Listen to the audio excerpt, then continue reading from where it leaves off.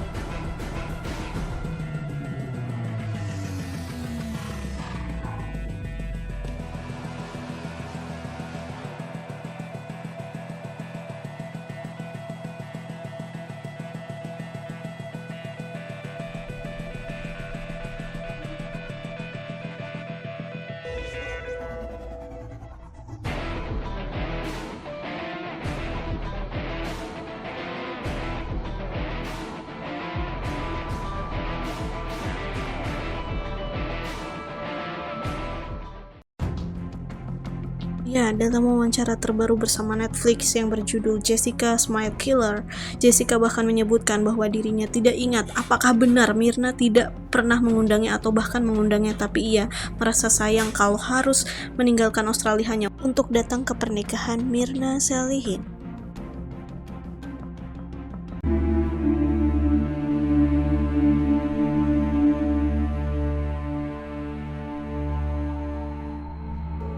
I wondered why you didn't get invited to the wedding.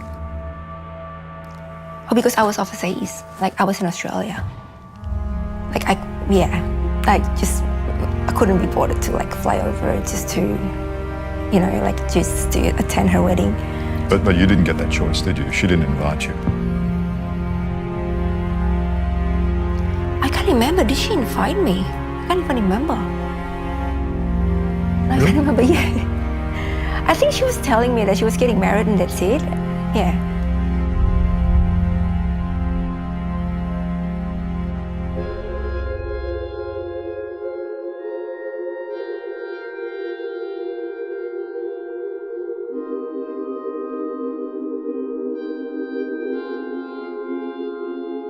Dan bahkan dirinya memanfaatkan ketenarannya dengan membuat buku dan juga membuat film dokumenter bersama Netflix. Itu adalah bagian dari takdirnya, ucapnya. Had cyanide in it. Coffee was poisoned. She drank the coffee. She's now dead. Okay. She's Australia's iced coffee killer who poisoned her best friend. Poisoning someone is a very personal way of killing someone, isn't it? They still can't prove anything. Hello. That's okay. Hi. Good to see you. Good to see you too. Thanks for coming. Thank you for having me. There's something you can't quite pin down about convicted murderer Jessica Wongso. Is this former New South Wales ambulance worker innocent, as half the Indonesian population seem to think? While she waits for that decision, she's wasting no time putting her notoriety to work. She's fielding a wide range of lucrative commercial offers, including a book and movie deal. But she says being an influencer is really the only way she can hope to earn a living. And pray they stay the same always. Who in their right mind is going to employ you? They're not exactly going to give you a job down at Starbucks. What chance of you ever getting a normal job again? Oh, that's the thing. When I think about it, I get like really freaked out. I don't know if I could get like a normal job anymore. Like, to be honest, like coming into the office at 9 o'clock and sitting there until 5, like I just... And no offense, nobody in the office is going to trust you to go and do the coffee run. Yeah, and that's totally fine. I'm not going to do a coffee run anyway. I'm not going to serve anyone anything right now. Believe it or not, Indonesia's largest coffee chain is now trying to sign Jessica up, along with beauty, food, and technology brands. In the eyes of millions of Indonesians and more people around the world on social media, you are the smiling coffee killer. Yeah, unfortunately, yes. So being known as that girl who killed her friend. Yeah, it's very, very hard. Incredibly difficult. There's no word can even express that feeling of, being called something like that. But what can I do? What can I do about it? If it happens, if in this lifetime I have to go through what I have to go through, then I have to go through it. I just keep going. It's kind of my fate. So what can I do about it? Well, that's a weird sort of karma to accept. Yeah, I know, right? What did I do in past life? Must have been something very bad. Yeah. Tapi Jessica tetaplah Jessica. Ketika ditanya bagaimana ia melanjutkan hidup setelah keluar dari penjara, ia hanya akan menjawab dia akan menjadi influencer dan siap hidupnya menjadi tontonan banyak orang. The mic on? Yeah, your mic's on, yeah. Jessica Wongso's infamy has made her Indonesia's most recognisable young woman. You know who this is? It's easy to forget that this Aussie resident who is trying to clear her name so she can rejoin her family. Dan Jessica Kumala Wongso dalam dokumenter terbarunya, yaitu Jessica Smile Killer, kembali menjelaskan bahwa kebiasaan menggaruk tangan bukan karena ia menaruh racun, tapi ia melakukan apa yang biasa ia lakukan di kehidupan sehari-hari. Jika ia panik, ia akan menggaruk tangannya. Itu adalah sebuah habit, katanya.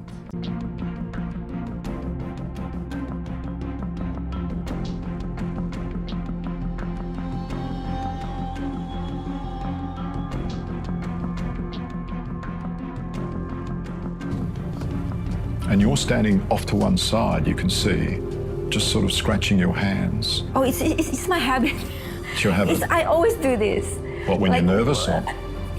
Yes. Yeah, I always do this. It's just kind of like a habit kind of thing. But it doesn't mean that it's like itchy or something from poison and stuff like that. No, it's not like that. Like how they... Oh, anyway, I didn't suggest that. I'm not saying that.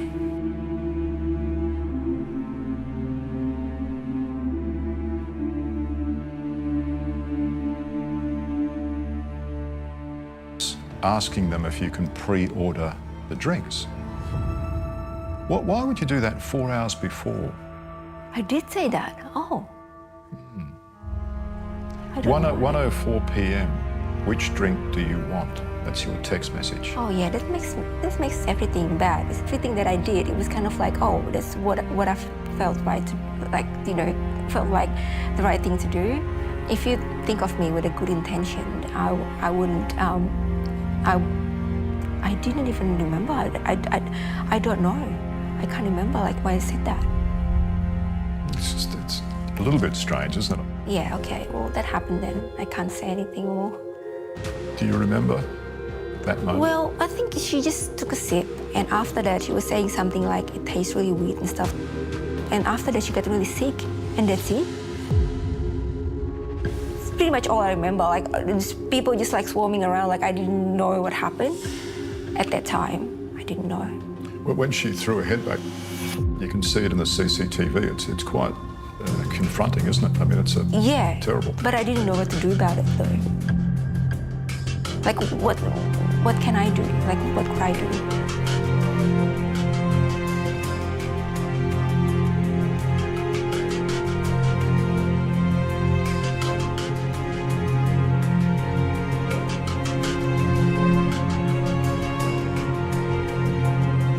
So, When Mirna collapsed at the table, what did Jessica do? Once Mirna collapsed,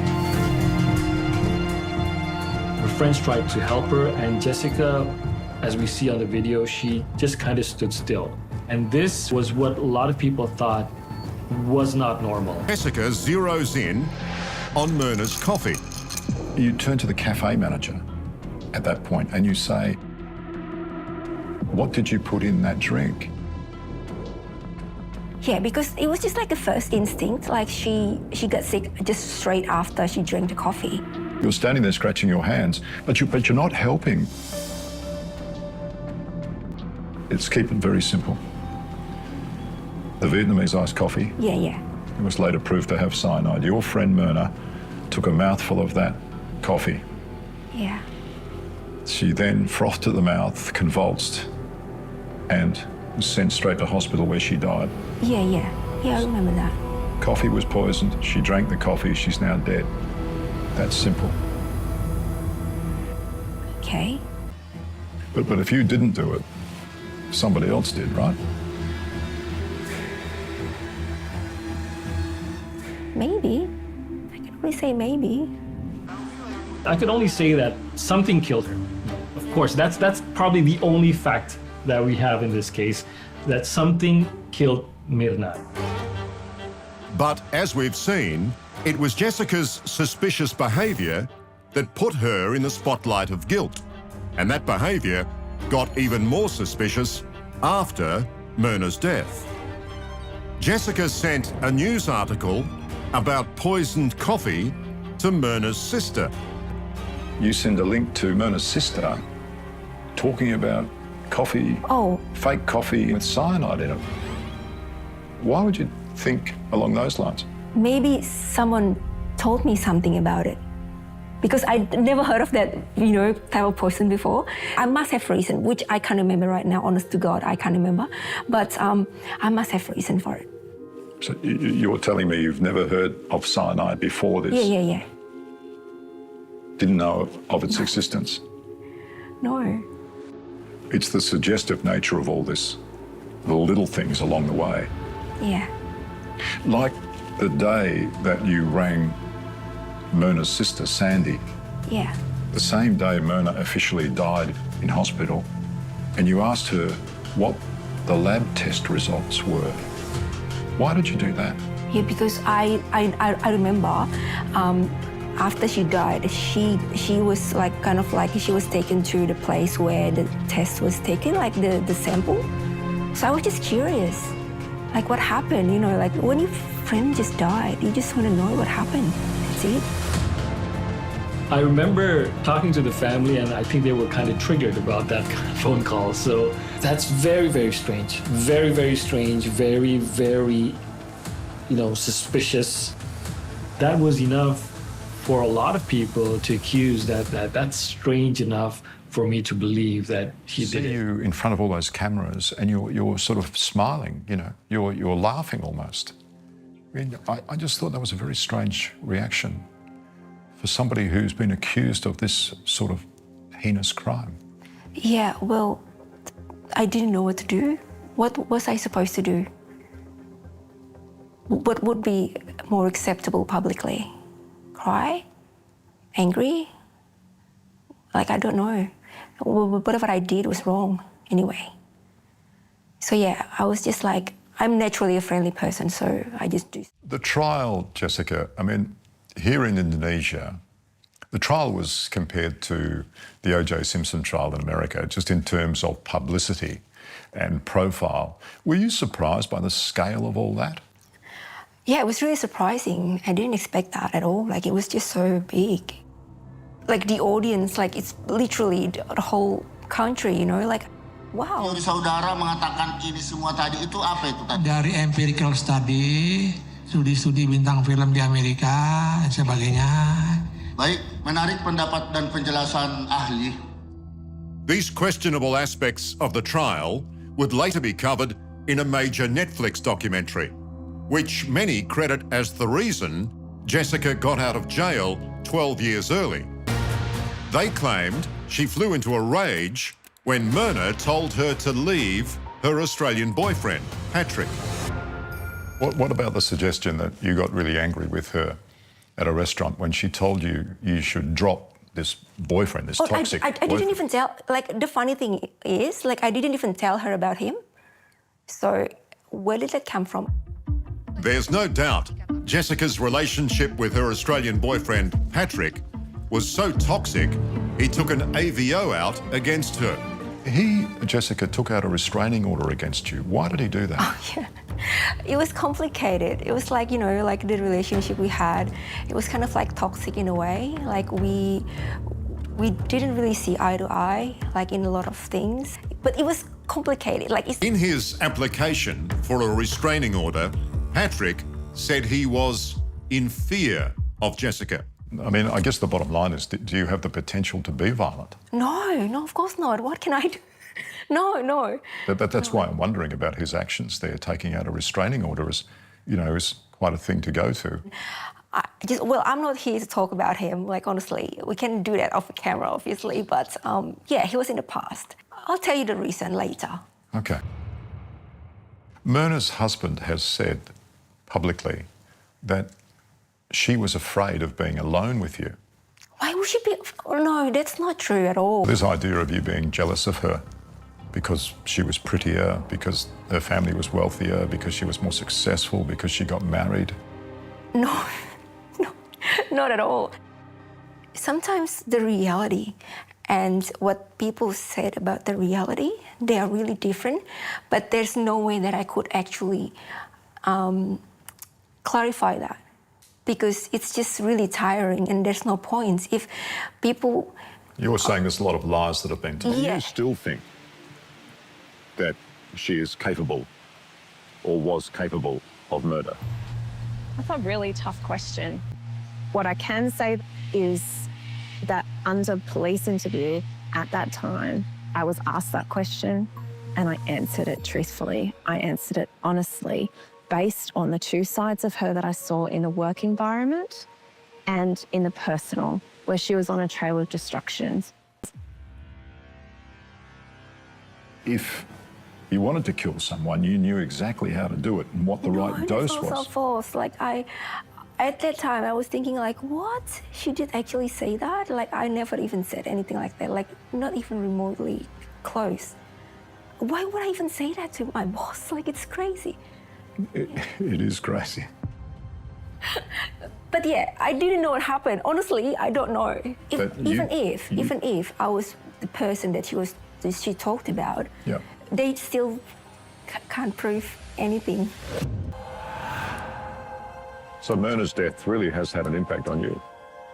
What sticks with me and what has an impact is that that is someone's daughter, someone's sister. It's never been up to me whether she was guilty or innocent. It's up for the court to decide that, but I think for Mirna, they need to decide that once and for all. I have no opinion on her guilt or innocence. For me, it was questioning around capability, around behaviour and around her mental state at that time. And what people saw in the office was not what was transpiring outside of that. Why did they ask you to leave? I kind of like, I had a really difficult time at that time, kind of thing. So it was like, in the past, there are things that I'm not very proud of, you know, like I did a lot of things in the past. So yeah, there's not something I want to talk about right now. Given that around the time she lost her job, she had a self-confessed drinking problem. Residents at a Leichhardt nursing home got an alarming wake-up call last night after a car slammed into the building. And she was arrested for crashing her car into a Sydney nursing home. A 26-year-old woman was behind the wheel and police suspect under the influence. you crashed your car into that nursing home, yeah. the aged care home in Leichhardt. You were lucky not to die, Jessica. Yeah. In that Do you crash. think I'm lucky? Like, after I've been through, you think that lucky? Like, I should have, passed. Well, you were certainly lucky not to kill one of the aged care residents. Yeah. I was lucky for that. Were you drinking then? Yes. I was having those moments like, like I was just, When you were called on to help her towards the end of her employment, was it really clear to you that her behaviour was so erratic? Yeah, it was erratic. It was dangerous to herself and to others. It was horrific. We were an accidental witness to behaviour that was damaging and dangerous that not everyone saw. Not everyone saw that. We kept it very quiet at work and protected her. Christy Carter told the Indonesian National Police she believed Jessica had a split personality. I'm trying to find a way of reconciling the description that some people, Christy Carter, for example, your boss at New South Wales Ambulance Service, Yeah. she told the court that you had two very different personalities.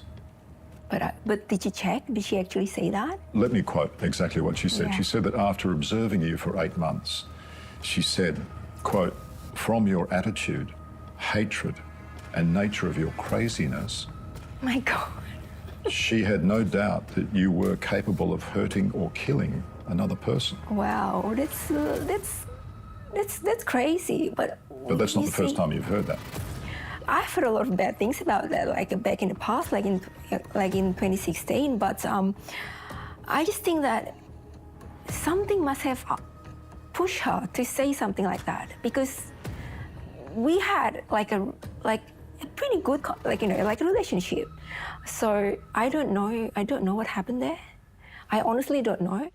Jessica thinks that you have been somehow pushed to say the things that you said about her. Were you pushed at all? Look, Liam, it's not my integrity or my character that should really be in question here. I think, like so many of the other Australians that were involved in the investigation, we wanted no part in this. It was a shock to us to even be questioned, but we were legally compelled to comply. Backing Christie's testimony, the Australian Federal Police found chilling emails Jessica had written to herself, saying Christie and her mum should die, and claiming to know the right dose of poison needed to kill someone. So, Christy, some of Jessica's comments and some of the things she wrote about the right dose of poison and the fact that you should die and your mum should die. Those things were presented to me as part of interview, some things I wasn't aware of, and they stick with me today. I'm so, like others, just so deeply traumatised by having been dragged into this entire experience. If you wanted to kill someone, you knew exactly how to do it. Why would I even say that to my boss? Like, it's crazy. It is crazy. But yeah, I didn't know what happened. Honestly, I don't know. Even if I was the person that she talked about, yeah, they still can't prove anything. Expert who presented a psychological evaluation of Jessica. Sakit hati, ya, dendam, membuat dia sunyi. Ingin diperhatikan, narsisnya keluar. After being told she'll spend the next 20 years in an Indonesian jail for putting cyanide in her friend's coffee, poisoning her to death. Nah, gimana nih guys menurut kalian? Kira-kira kalian tim yang mana? Tim yang tetap percaya bahwa Jessica bersalah atau enggak? Kita diskusi di kolom komentar ya.